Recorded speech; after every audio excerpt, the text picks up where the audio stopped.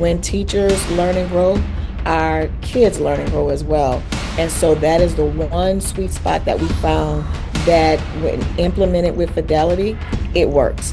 One key piece of advice you would want to share with someone who succeeds you as a superintendent, something that you've learned through your experience and hope that they carry forward in their journey. The right systems, structures, and processes in place to ensure you get the outcomes that you expect with your learners.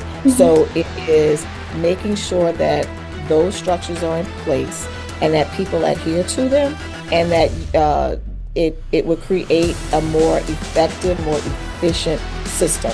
How is it that you keep your teachers motivated? Because there are times where teachers could get frustrated, they could get demotivated. How is it that you keep them charged up for all of their classes?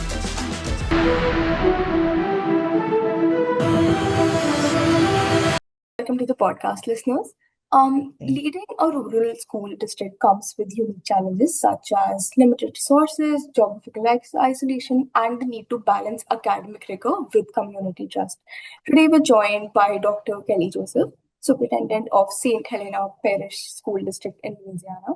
With over a decade at the helm, Dr. Joseph has transformed her district through equity-focused leadership, STEM expansion, and innovation turnaround strategies.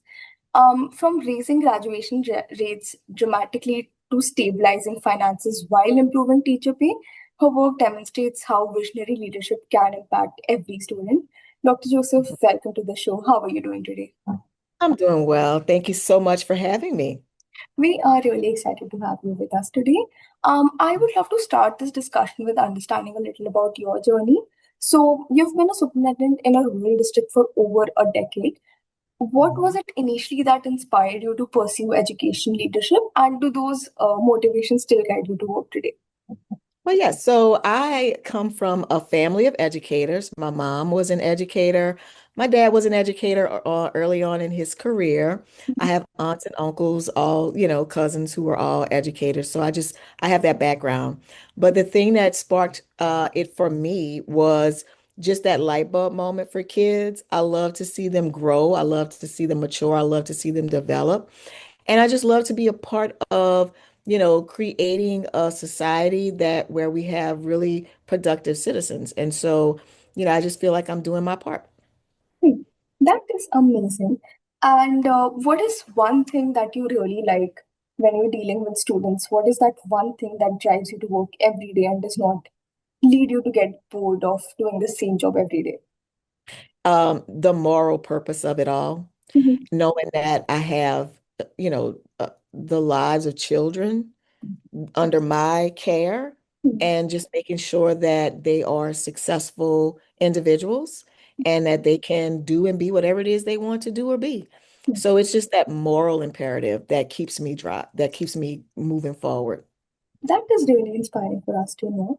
Okay, so moving on to my next question. Rural districts face distinct challenges. How has your leadership approach evolved to address the needs of students, families, and the educators? Yeah. So when I first came to St. Helena, our conversation centered around how do we get out of this financial deficit? How do we ensure our learners are successful and that they improve their performance? Hmm. How do we change up the environment? Because our facilities and things were just not going well here in the district. So our conversations were always around that. And so we set out created a strategic plan to address all of those needs. And so as we began to achieve those goals that were in the plan, our conversations changed along the way. So it came from how do we eliminate a deficit to how do we maintain being in the black? And then what do we do with the additional resources that we have? It went from, we've upgraded all of our facilities. So now the question is, how do we maintain it?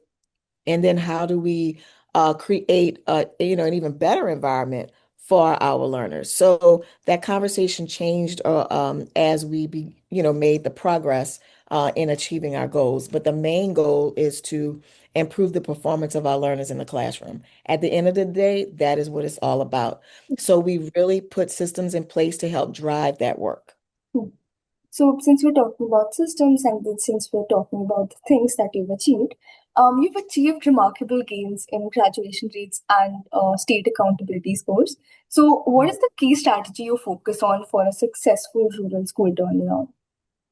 Right. We make sure that our teachers do their very best in the classroom by creating quality instruction, that they ensure that our learners master the content that they're being taught, and that our teachers use the data to drive instruction. That is a big piece for us. The main thing, though, is making sure that our teachers have the resources that they need to be successful. So we provide them with lots of professional development, lots of support from the district space to the schools, and just, we just do it all. So it's really important that we have quality teachers in front of our kids every day. So we have to build their capacity. And so that's the main thing that we do. And that's the main thing we focus on to get our kids to where they need to be. We have lots of more work to do. But this year, like I told everybody, like, I'm over it. It's like it is time to really move the needle for our kids. So we really are focused in on making sure that there's quality instruction in the classroom. And you were speaking about the professional development of teachers. How is it that you keep your teachers motivated? Because there are times where teachers would get frustrated, they could get demotivated. How is it that you keep them charged up for all of their classes? Yeah, that's really hard to do. I'm not going to lie. But the one thing that we have a wellness policy that we put in place for Mhm. our teachers that happened a couple of years ago, where if they need the time to like, decompress, or they need supports around getting organized and they just need that mental health break, we have our wellness policy that our board approved to allow them to do that, where they can take a half a day without penalty to be able to work on the things that they need to work on. Another thing that we have, we operate on a 4-day work week. So our teachers have, yeah, a long weekend so that they can, use that day to take care of their families, take care of dentist appointments, doctor's appointments, and all kind of other things. And then we always try to incentivize the work that they do. Hmm. So when they improve test scores, we try to provide an incentive whenever we have any types of supplements from our budget. We try to make sure that our teachers receive, additional stipends. There's also stipends that the state provides us, and we just, provide that to the teachers as well. But it's always being there and being supportive of their needs and recognizing their needs, listening to their feedback and reacting to it. That is incredible, and I think it's only when a school takes good care of their teachers, it's when students can also thrive with those teachers. So that is amazing. Okay, on to my next question. STEM and experiential learning has been a focus in your district. So, how do you create opportunities for students in rural areas to access high quality hands-on STEM experiences? Through partnerships. That's Mhm. the only way we do it. We do it through partnerships. So we have a partnership with STEM NOLA. Okay. They come in and like we've had them come in on a Saturday and do a STEM day. We recently just had a virtual STEM day for our entire district that they facilitated. We also partner with North Shore STEM, where they come in and provide us with free resources that help support our Makerspace Lab. So we have a Makerspace Lab at our high school, and all of the kids in the district are able to like do a internal field trip and come to that space and learn and grow in there and enjoy all of the hands-on tools that we have for them that focus on STEM. We also have like a robotics team that's through our gifted and arts talent and art program. And they partner with different organizations around the community. So it's about just establishing those partnerships and recognizing them and, making it useful and beneficial for our kids. So it's through the partnerships. That is incredible. And since you were already talking about the program that you have running, you also have something called the Road to Mastery Mondays, and adaptive platforms such as iReady and iExcel that have been implemented. So, how do these tools support teachers in driving students to achievement? And I would love to know a little about this Road to Mastery Mondays because it seems really interesting. Yeah. So the first thing is the online platforms that we use that provides tiered support for kids. So Mhm. when they go on and use a platform, it automatically identifies their strengths and weaknesses. And so the activities and the lessons that they are exposed to are connected to, where they are at the time. And so the program helps build them up. So that is one way that we make sure that the instruction is individualized for them. And then we had our Mastery Mondays. So that day was because we're on a 4-day work week, we wanted to look and see how could we utilize that fifth day to pull in all of the kids who needed that additional support. So we identified those kids based on their data from the LEAP assessments and our benchmark assessments. And we said, these are the kids that need that fifth day of support. And so we got the teachers in to provide some really high dosage tutoring for those kids to, to make sure that they are successful. And we did see some good results on that. Our test scores did improve as a result of it. That is incredible. Okay, so how do you balance academic innovation with limited resource, ensuring equity and opportunity for all students across the district? Yeah, so we do a lot of braiding of our title funds. We really maximize the title funds that we receive. We also write a lot of grants, and we are very strategic with our general fund dollars. So any additional funds that we have, we make sure that it goes toward ensuring our kids are successful. The vision that we have for our district is also aligned to I mean, the funding that we have in our district is aligned to the vision that we have within our district. So we make sure that all of the resources that we have always go into the classroom for our teachers and for our learners. So we are very strategic when it comes down to that. So it's the braiding of the funds, it's using our grant funds, and it's also being very strategic with our general fund dollars that we have. Hmm. Okay, that sounds great. Okay, I would love to move on to a hot topic. So I would love to know your take on AI and AI entering education. So before I can get into it, what is your take on AI? So, AI is just like any other thing dealing with technology. It's here to stay. It's not going anywhere. So we need to embrace it and we need to know how to utilize it and make sure that it is done in a responsible way for kids. So what we did, and it's going on 2 years now, we have an AI policy that we have in place now that our board approved. And so it is centered around academic honesty, and also how to responsibly use the AI tools, and also ensuring the protection of our kids' identity and things of that nature. So I embrace AI. We actually use it. I push it on our staff. I show them how it can be used and how it can be used effectively every day in our work. So yeah, it's here to stay. It's not going anywhere, so we need to embrace it. So I fully support that. That is a wonderful perspective. Okay, so on to a more focused question. Even in the rural district, digital tools and virtual learning are being leveraged. So, how have technology platforms transformed instructions and personalized learning for your students? How my technology, ask me that again, I'm sorry. I'm sorry, could you repeat that? Yeah, can you ask me that question again, Yeah, please? sure. Okay. So even in a rural district, digital tools and virtual learning are being leveraged. So how have Mhm. technology platforms transformed instructions and personalized learning for your students? Gotcha. So when COVID came around, right, everybody had to change up the way they taught kids. We had to change up the way we operated every day. And so we are a Microsoft Teams district. And so we've embraced that online learning platform. And so we haven't let it go. A lot of times, after COVID and everybody came back to school, they kind of just went back to the regular, operations, but we didn't. We made sure that we are continuously utilizing the online platform.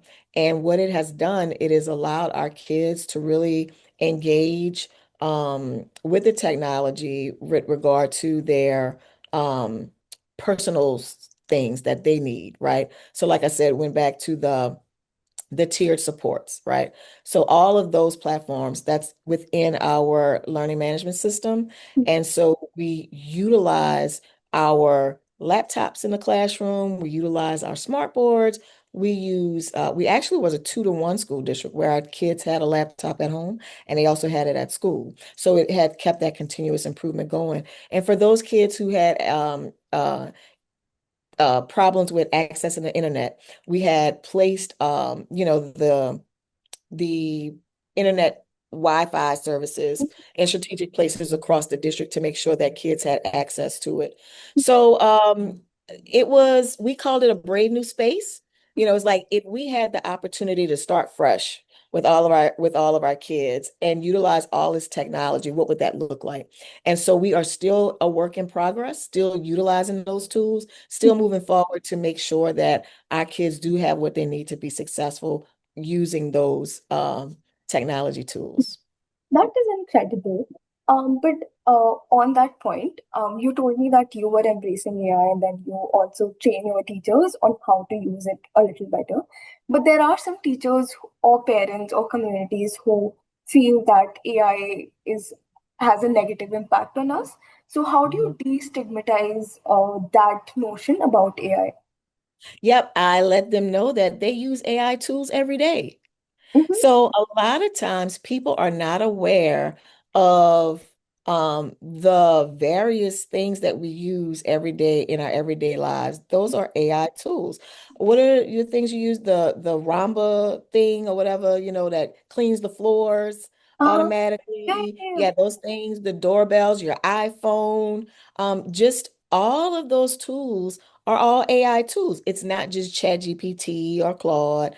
There are a lot of tools that we use every day. And so what we do, we make them recognize that, yeah. hey, this is an AI tool. And they're like, oh, I didn't know that. So it makes them feel a little bit more comfortable. And then it lets them, and then we also show them how you utilizing this tool can make your job more efficient, right? Can make it a little bit easier for them. And so we do that, right, to make them feel more comfortable and let them know, hey, look, you actually use these things. So it's just exposure and then showing them step by step how to use different tools that they never experienced. So it becomes a fun kind of thing, where they're actually learning about new things. So it's a very exciting time, I think. Yeah. I mean, I think the gradual process, so we have this term in psychology we call the systematic desensitization. So I think that fear of I think, is slowly removed when you tell them that you've been using AI and then there Yeah, are two more tools that can make your life easier. So I think it makes right. it a little better for them. That's amazing. Okay. So on to my next question. Mhm. Family and community engagement is central to your turnaround strategy. So, how do you foster strong partnerships and transparency to support student success? We share our story. Okay. So, the Louisiana has changed its accountability system where it's now focused on one component of it is focused on ensuring that all of our high schoolers are fully prepared for post-secondary opportunities. Mhm. And through that, one program is called through internships.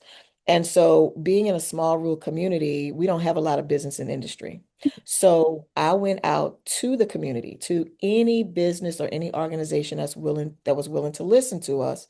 Um, and I shared our story. I let them know, hey, look, this is where we are now in education. These are the things that we need to focus on, and this is what the state is looking for us to do. And so, fortunately, the people in our community, they all hands were on deck.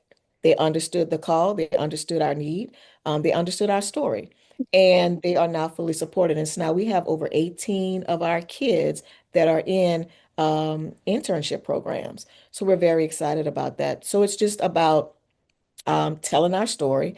We also share all of the great things that's happening on our various social media platforms. We utilize Facebook, we use our website, we use Aptogy, where we have an app that just puts out information. We just tell our story is what we do, and we utilize all of the tools necessary to make that happen. That is incredible. And I think when you share your story, people get to know you a little better. And I think once that connection is established, I think it is a little easier for them to just trust you guys, and then that fosters that sort of a partnership. That is amazing. Okay. On to the last question from my end. Mhm. Looking ahead, what is the one initiative or change do you believe will happen? That Okay, I'll say that again. Looking ahead, what is one initiative or change do you believe that will have the greatest longest impact on rural education, particularly in small districts like yours? Observation cycles. So we implemented an observation cycle last year where it centers around professional development and support for our teachers. Mhm. We spend 2 hours with them at our central office, going over the curriculum, going over the standards, going over how to utilize instructional best practices in the classroom. That is week one. During week two, we have our staff go in and do observations and provide feedback for the teachers. And then during week three, we provide coaching and support. And we utilize all of the data that we collected to go back in, right back into the cycle where we are providing the 2 hours of support for teachers. So it's through that observation cycle and tightening it up and making sure that everything we do is centered around that, providing those supports for our teachers, thereby providing the supports for our kids. Because when teachers learn and grow, our kids learn and grow as well. And so that is the one sweet spot that we found that when implemented with fidelity, it works. And so we're able to do a lot just with the 3 week observation cycle. So that is the one initiative that I would say is the thing that is really going to move the needle for our kids. At the end of the day, we have two things we want to do in St. Helena. We need to increase community involvement and we need to increase our test scores. And we are working really hard to do that. And it's centered around those observation cycles because we've identified that our teachers need to ensure our kids master the content, that the instruction provided is of high quality, and that they use that data to drive instruction. And we use that observation cycle to make that happen. That is incredible, and we wish you the best of luck with all of the goals that you have in mind to achieve. So, as I said, those were all the questions from my end. We have this little segment where we ask the previous leader that we've done a podcast with to share a question for the next one. So, the question that has come up for you from another leader is that looking ahead, what is one key piece of advice you would want to share with someone who succeeds you as a superintendent? Something that you've learned through your experience and hope that they carry forward in their journey. Yeah. So the main thing that I would say is to be a system-led leader, not be leader-led. Mhm. Systems-led. You need to have the right systems, structures, and processes in place to ensure you get the outcomes that you expect with your learners. Mhm. So it is making sure that those structures are in place and that people adhere to them and that it would create a more effective, more efficient system. So you come in and you establish those things and you do better. That's what it is. You just do better. That is incredible. Thank you so much for taking out the time to do with us today. And yeah, Abs- I think our listeners will have a lot of fun listening to this. I have a lot of fun doing this podcast with you. So yeah, thank you so much for being with us today. And thank you for having me. I do appreciate it. Thank you. And if ever you're in St. Helena, come on in and visit. We love to, take you on a tour of our schools and introduce you to our principals and our teachers and our wonderful kids. That is so sweet of you. We would Thanks for tuning in. For more information about TomoClub, visit TomoClub or follow us on our socials. Stay curious, keep learning, and we'll see you next time.